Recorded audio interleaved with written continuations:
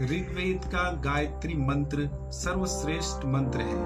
ओम भूर्भुवस्सुः तत्सवितुर्वरेण्यं। रुको, अगर मैं तुमसे कहूं कि आने वाले कुछ सालों में दुनिया का सबसे बड़ा धर्म ही इतिहास बन सकता है, तो क्या तुम इसे सिर्फ एक अफवाह मानोगे या सच जानने की हिम्मत रखोगे? आज इस वीडियो में हम एक बेहद खतरनाक और अनदेखे सवाल का जवाब ढूंढने वाले हैं। क्या सच में इस्लाम का अंत नजदीक है या ये सिर्फ इंसानों के डर और भ्रम का खेल है? लेकिन ध्यान रखना, जो बातें तुम आगे सुनने वाले हो वो तुम्हारे दिमाग को हिला सकती हैं। जरा कल्पना करो, एक ऐसी दुनिया जहां आसमान में मिसाइलें चमक रही हैं, शहर राख में बदल रहे हैं और इंसान अपने ही लोगों के खिलाफ खड़ा है। क्या यही वो शुरुआत है जिसका जिक्र सदियों पहले भविष्यवक्ताओं ने किया था? और अगर हां, तो क्या हम उसी कहानी के बीच में खड़े हैं जिसका अंत पहले ही लिखा जा चुका है? सबसे चौंकाने वाली बात यह है कि दो अलग अलग समय के भविष्यवक्ता नोस्ट्राडामस और अच्युतानंदा दास दोनों ने कुछ ऐसी बातें कही हैं जो आज की दुनिया से डरावनी हद तक मेल खाती हैं। क्या यह सिर्फ संयोग है या कोई ऐसा पैटर्न जिसे हम अब तक समझ नहीं पाए? लेकिन यहां सबसे बड़ा सवाल यह नहीं है कि उन्होंने क्या कहा।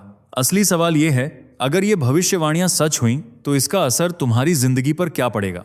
इस वीडियो में मैं तुम्हें वो सच्चाई दिखाने वाला हूं जो या तो तुम्हारे सारे भ्रम तोड़ देगी या तुम्हें सोचने पर मजबूर कर देगी कि शायद हम सब एक बहुत बड़े खेल का हिस्सा हैं। और यकीन मानो, अगर तुमने इसे बीच में छोड़ दिया तो तुम उस कड़ी को मिस कर दोगे जो पूरी कहानी को जोड़ती है।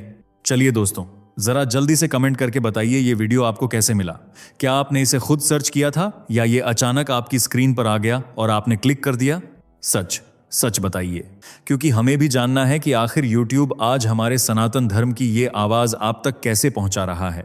और हाँ, अगर आप सच में एक सच्चे हिंदू हैं तो अभी के अभी चैनल को सब्सक्राइब कर लीजिए ताकि आने वाली हर एक वीडियो सबसे पहले आपको मिले। वीडियो को लाइक करना मत भूलना ताकि दुनिया को दिखाया जा सके कि सनातन की शक्ति अभी जिंदा है। तो चलिए बिना वक्त गंवाए बढ़ते हैं वीडियो में आगे। क्या इस्लाम का अंत नजदीक आ चुका है? क्या हम तीसरे विश्व युद्ध के मुहाने पर हैं? क्या कहती है अच्युतानंद की भविष्यवाणी? नास्त्रेदमस कौन थे और इस्लाम पर उन्होंने क्या लिखा? क्या तीसरा विश्व युद्ध इंसान की तबाही की वजह बनेगा? चलिए समझते हैं। प्रिडिक्शन या भविष्यवाणी, यह एक ऐसा शब्द है जिसे कोई खोखला बताता है तो कोई वजनदार, लेकिन जो भविष्यवक्ताओं की लिखी बातों को पढ़ते हैं उनके लिए एक भविष्यवाणी पत्थर की लकीर बन जाती है। भविष्यवाणी दो शब्दों से मिलकर बनी है, भविष्य प्लस वाणी, मतलब आने वाले कल के लिए कही गई बातें, जबकि भविष्य तो अंधकार का एक जाल है जिसके उस पार झांक पाना आम इंसान के लिए मुमकिन ही नहीं है। लेकिन कुछ लोगों के पास यह महाशक्ति होती है कि वे अंधकार के इस माया जाल को चीरकर भविष्य के गर्भ में छिपी बातों का पता लगा लेते हैं। ऐसे ही दो महाज्ञानी थे, संत अच्युतानंद महाराज और नास्त्रेदमस। वैष्णव लोग जहां नास्त्रेदमस पर यकीन करते हैं तो वहीं एशिया और भारत में संत अच्युतानंद द्वारा लिखी भविष्यवाणियों को सटीक माना जाता है। ये दोनों ही अपने अपने समय के महान भविष्यवक्ता थे जिनकी लिखी हर बात आज हकीकत की शक्ल ले रही है, जिनमें कोरोना महामारी से लेकर वर्तमान में चल रहा ईरान इजराइल युद्ध भी शामिल है। सिर्फ यही नहीं, दोनों ही भविष्यवक्ताओं ने तीसरे विश्व युद्ध और इस्लाम के अंत की भविष्यवाणी भी की है। चलिए एक एक कर दोनों की भविष्यवाणियों को समझते हैं। सबसे पहले बात करते हैं नास्त्रेदमस की। नास्त्रेदमस का मूल नाम मिशेल डी नोस्ट्राडेम था। उनका जन्म 14 दिसंबर 1503 को फ्रांस के सेंट रेमी डी प्रोवेंस में हुआ था। उन्हें मिलाकर उनके माता पिता के कुल 9 बच्चे थे। उन्होंने अपने करियर की शुरुआत एक छोटी सी दुकान से की थी। बाद में उन्होंने वैद्य हकीम का काम सीखा और अपनी फार्मेसी खोलकर औषधियां बेचने लगे।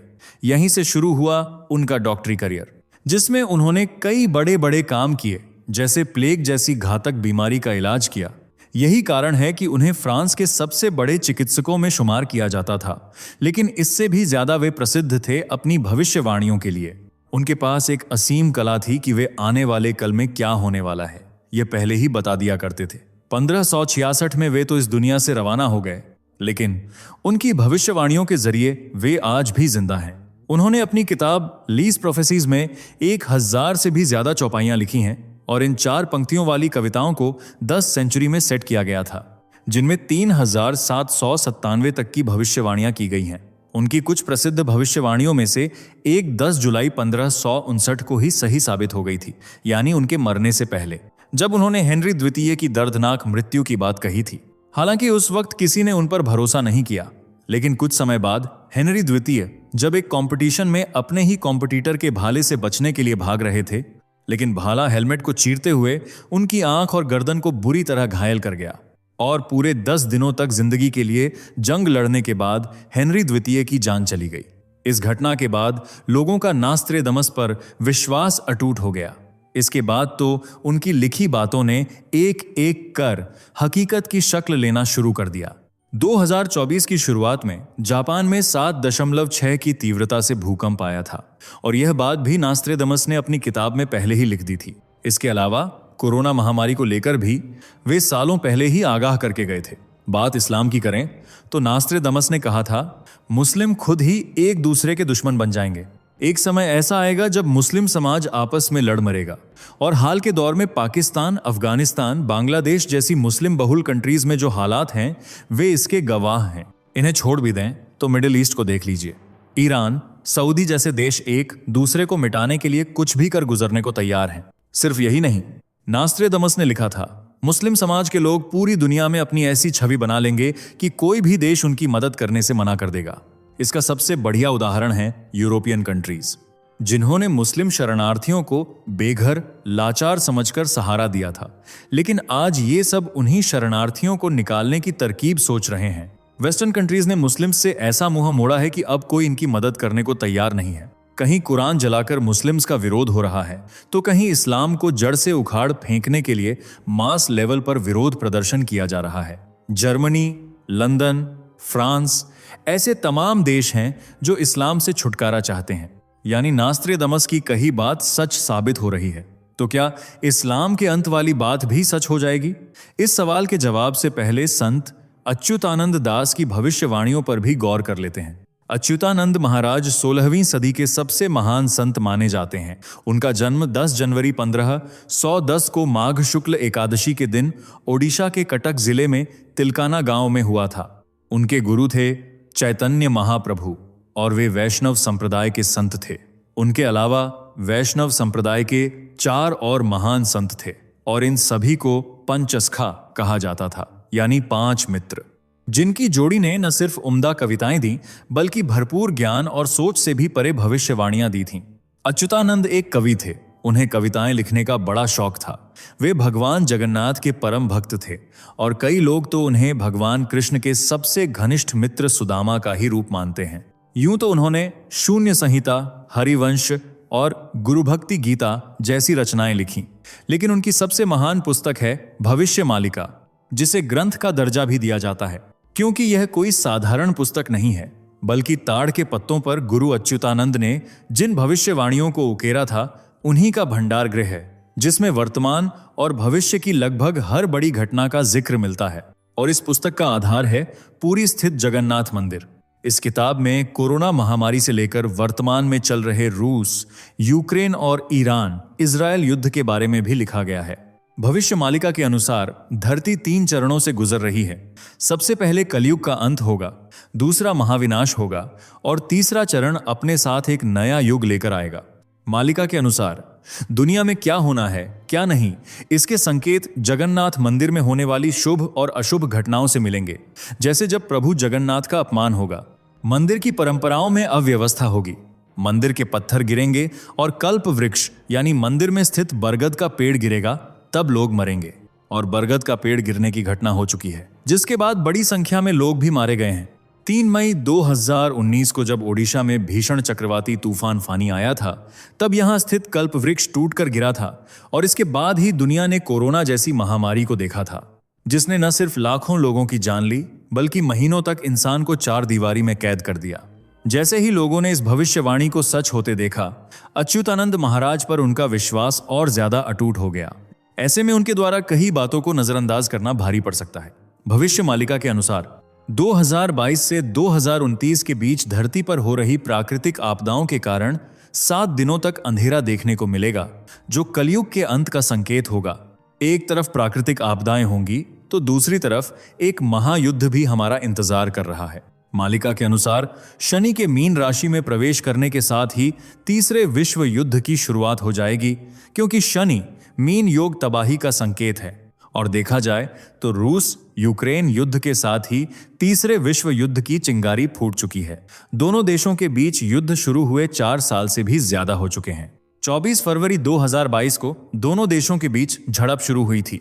तब से लेकर अब तक यह युद्ध थमने का नाम नहीं ले रहा है, बल्कि और भीषण होता जा रहा है। एक तरफ जहां यह युद्ध थम नहीं रहा है, वहीं दूसरे युद्ध शुरू होते जा रहे हैं, जैसे ईरान इजरायल युद्ध, जो दुनिया को डरा रहा है क्योंकि इस जंग में अमेरिका भी शामिल है।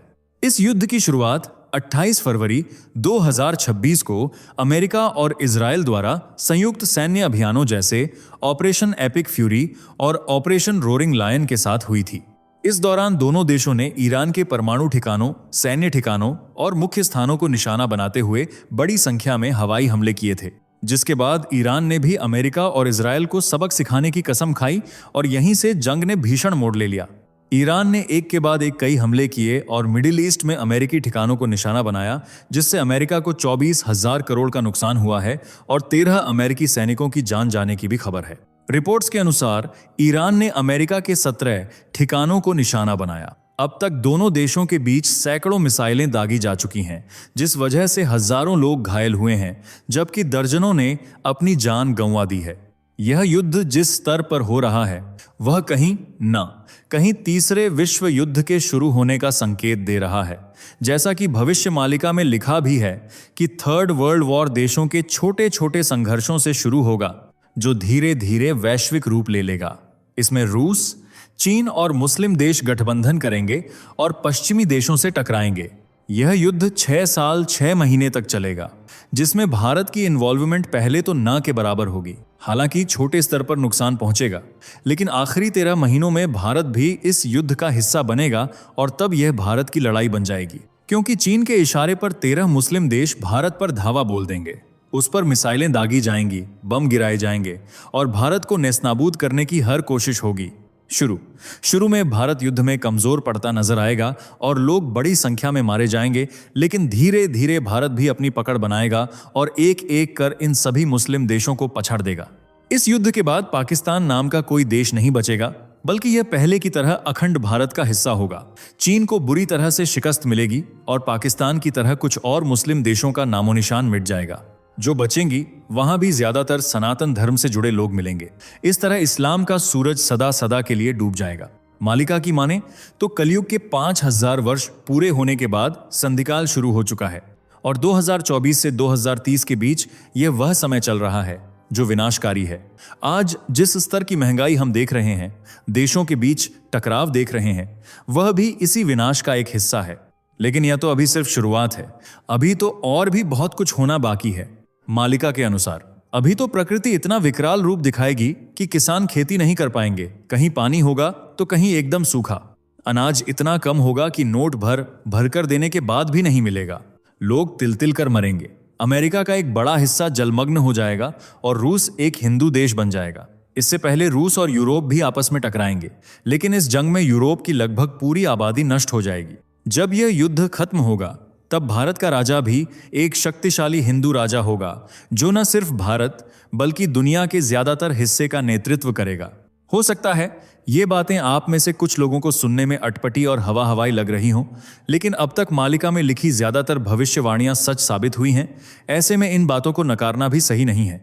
हालांकि फिर भी आप इन भविष्यवाणियों के बारे में क्या सोचते हैं? क्या सच में इस्लाम, जो आज दुनिया का सबसे तेजी से बढ़ता हुआ धर्म है, जो 2050 तक नंबर 1 पोजीशन पर आ सकता है, वह सच में खत्म हो जाएगा?